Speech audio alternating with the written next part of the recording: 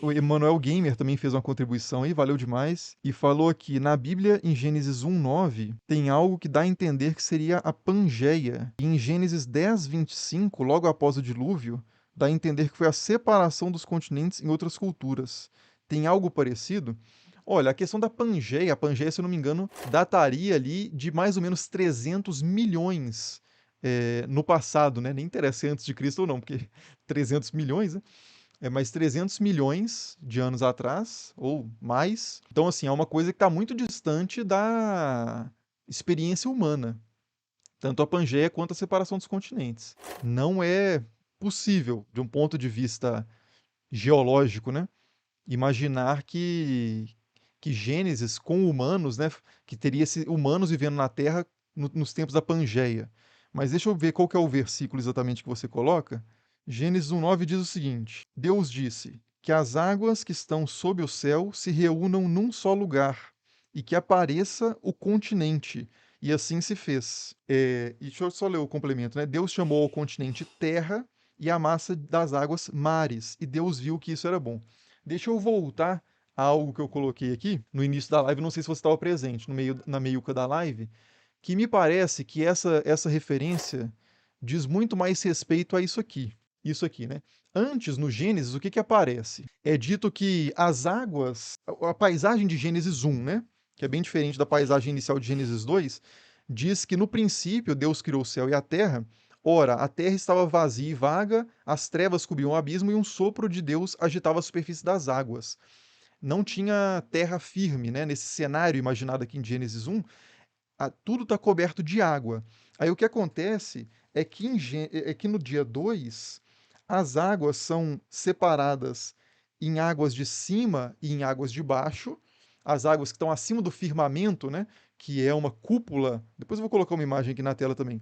Uma cúpula dura, né, chamada raquia no hebraico, que segura as águas lá em cima. Você olha para o céu, ele é azul. Por quê? Tem água em cima, separado por esse domo, né? E embaixo você tem essas águas que são as águas subterrâneas, as águas que aparecem, por exemplo, em fontes, que quando você cava um poço você encontra água. Isso faz parte da cosmologia dessa região, inclusive dos sumérios. A gente vai voltar, dos mesopotâmicos em geral. Depois a gente vai voltar nisso. Então no dia 2 as águas de cima foram separadas das águas de baixo. E no dia 3 as águas de baixo foram separadas para abrir espaço para a terra firme. Então você joga as águas de baixo para um lugar e deixa aparecer o que estava embaixo dela, que era a terra firme, né? Se você vier nisso aqui, que é um mapa mundi, né? Mapa mundi do mundo conhecido ali pelos mesopotâmicos, você vai ver, como eu tinha mostrado aqui anteriormente, que existe uma parte que é terra firme, e aqui você tem os nomes de alguns povos, de alguns clãs e alguns rios, como o Tigres e Eufrates, e em volta o mundo é circulado, totalmente cercado por água. Então você tem água em cima, que são as águas de cima, que também entre os mesopotâmicos tem essa visão cosmológica, né, de que existe camadas de água em cima do céu. Você tem as águas de baixo, que inclusive é o reino do Ea, do Enki, que é um deus fundamental para a criação da humanidade ali no Atrahasis, porque os deuses na Mesopotâmia, eles são divididos assim como os gregos, né? Provavelmente isso tem uma fonte comum entre céu, terra e subterrâneo. Na mitologia grega, isso é Zeus, no céu, Poseidon, terra e mares, e Hades, o subterrâneo.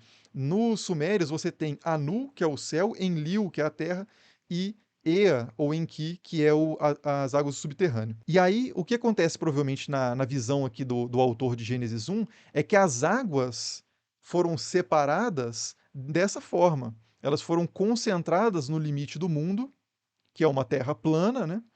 É um disco, e que você tem no centro aqui a terra firme que aparece quando essa água toda é concentrada nos mares aqui limítrofes do mundo.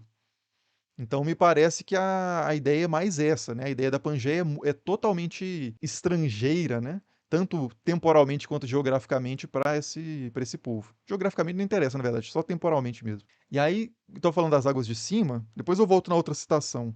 Mas aqui, Mesopotamian Cosmology seria mais ou menos isso aqui, né? Pode ser esse esqueminha aqui. Isso aqui é como os mesopotâmicos em geral, e também culturas ali do Levante, né? Como, por exemplo, o próprio pessoal ali de Israel e Judá, imaginavam mais ou menos o mundo a partir dos textos que a gente encontra. Então você tem águas, aqui, isso aqui é a Terra, né? É uma Terra plana, que é o óbvio para quem está simplesmente o senso comum, né? O que você observa é uma Terra relativamente plana. A ideia da Terra esférica, ela requer certas experimentações, né? Uma reflexão mais aprofundada que os gregos, por exemplo, vão fazer. Mas aqui não tem essa ideia de Terra esférica. Você tem essa terra plana e você tem a terra, você tem abaixo da terra águas, de onde vêm as fontes, por exemplo, as fontes do abismo que aparecem na história do Atrahasis, e as águas de cima. Inclusive, quando acontece o dilúvio, a terra se enche de água como? É meio que uma. O dilúvio ele meio que desfaz a organização que Deus tinha feito lá no início. Então, se antes a terra tinha sido separada, as águas tinham sido separadas em cima e embaixo, no dilúvio as águas de cima descem pelas comportas que se abrem e a água de cima cai, e as águas do abismo sobem. Então, aquela separação da água se desfaz, a água toda junta de novo, e a criação é meio que desfeita, né? Com exceção de que ele preserva uma semente ali na arca. Mas então é mais ou menos essa a ideia, né? Do texto. E isso aqui também, de novo, né? Isso aqui para os mesopotâmicos era assim, e alguns gregos também, nos mitos gregos, em alguns casos a gente encontra isso, né? O Homero compara o formato da Terra com o escudo de Aquiles, que não era uma esfera, né? É um disco. Então, para os gregos também, com a exceção de alguns filósofos e a partir de um certo tempo, a Terra também era plana. Qual que é o outro versículo? É Gênesis 10, 25, que logo após o dilúvio dá a entender que a separação dos continentes em outras culturas. Dá a entender a separação dos continentes. Vamos lá, Gênesis. É da Tábua das Nações mesmo? A Eber nasceram dois filhos. O primeiro se chamava Faleg, porque em seus dias a terra foi dividida. E seu irmão chamava-se Jectã. Não, aqui a ideia é que a terra foi dividida a terra no sentido da região. Tipo assim, essa terra toda é minha, né? No sentido de território. A terra foi dividida entre essas pessoas, né? O que essa passagem em geral, esse capítulo 10, que é o da Tábua das Nações, está falando, é sobre a ocupação de determinados territórios por determinados povos. Porque no dilúvio você vai ter a concentração de todos os humanos em um lugar só, porque só a família de Noé sobrou. Então eles começam a se dispersar e ocupar regiões específicas. E aí você tem essa divisão da terra nesse sentido, né? O doutor Lucas Mota Palmeira Trindade fala que seria o fundador da dinastia da China, o neto de Noé, filho de Cã, e transmitiu essa história para o conto de Gunyu. Então, é impossível, né, fazer essas relações entre essas culturas, porque geralmente uma cultura. Voltando àquela questão do total e local, né? Quando uma população conta os seus mitos fundadores, ela está interessada em explicar a sua realidade conhecida.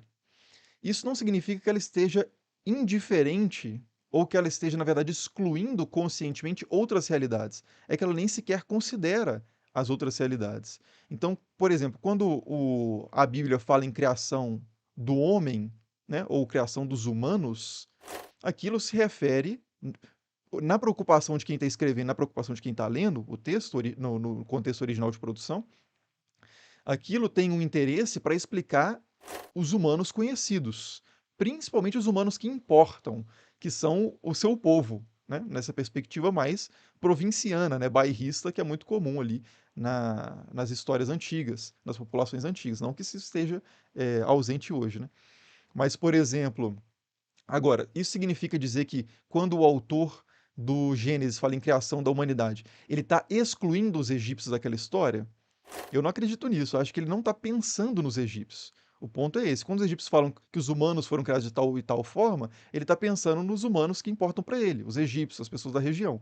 Isso significa que ele está excluindo o hebreu, e quando o hebreu chega com uma outra história, ele fala assim: ah, tá, então vocês foram criados assim e a gente foi criado de outra forma. Não. Eu acredito que os dois mitos têm pretensões universalistas, por assim dizer. Eles tentam explicar os humanos, essa espécie, esse tipo de ser que é diferente, por exemplo, de um rato, é diferente de uma pomba, é diferente de uma pedra. É reconhecível um ser humano, né? Você não precisa ter um conceito científico de Homo sapiens ou um conceito iluminista de humanidade ou coisa do tipo. reconhecível o que que é um humano. Eles estão explicando isso, a origem dos humanos. Quem que são essas pessoas que falam, né, que têm cultura, que fazem instrumentos. Eles não têm uma pretensão científica, né, de dar uma explicação que funcione em qualquer tempo, espaço, local. A função dos mitos não é essa. Eles estão tentando dar sentido para aquela realidade imediata deles. E aí, quando a gente vem de uma perspectiva mais pensando em planeta Terra, em várias civilizações, e tenta aplicar, por exemplo, a ideia do dilúvio e da distribuição dos povos como descendência de Sam, Cã e Jafé para explicar outros povos, aí a gente já começa a forçar um pouco a barra, né? Na minha visão, pelo menos. Porque os chineses vão ter as suas próprias histórias lá de descendência, de como que o mundo foi povoado, o mundo que interessa para eles, e por aí vai.